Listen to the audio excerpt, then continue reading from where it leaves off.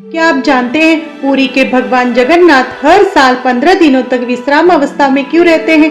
कहा जाता है कि भगवान जगन्नाथ के एक अत्यंत निष्ठावान भक्त थे माधव दास। पत्नी के देहांत के बाद उन्होंने सांसारिक जीवन त्याग दिया था और अपना तन मन धन पूरी तरह प्रभु जगन्नाथ की सेवा में समर्पित कर दिया था।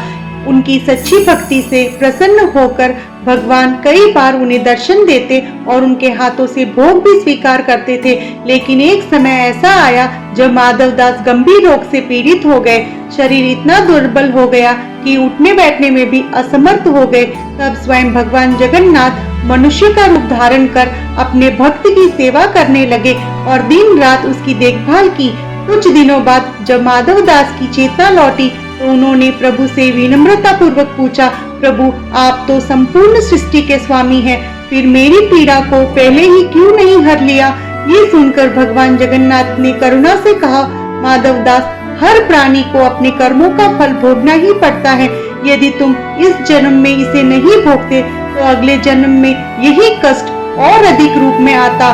तुम्हारे अभी 15 दिनों का कर्म शेष है, लेकिन मैं अपने भक्त को और पीड़ा में नहीं देख सकता, इसीलिए ये भार मैं स्वयं ग्रहण करता हूँ। ऐसा कहकर भगवान जगन्नाथ ने अपने भक्त का रोग स्वयं के ऊपर ले लिया। तभी से ये मान्यता है कि भगवान जगन्नाथ हर वर्ष 15 दिनों तक बीमार अवस्था में रहते हैं। अगर आपको भी ये कथा भावपूर्ण लगी हो और आप भी भगवान जगन्नाथ जी के प्रिय भक्त हो तो चैनल को सब्सक्राइब करें और कमेंट में जय जगन्नाथ अवश्य लिखें।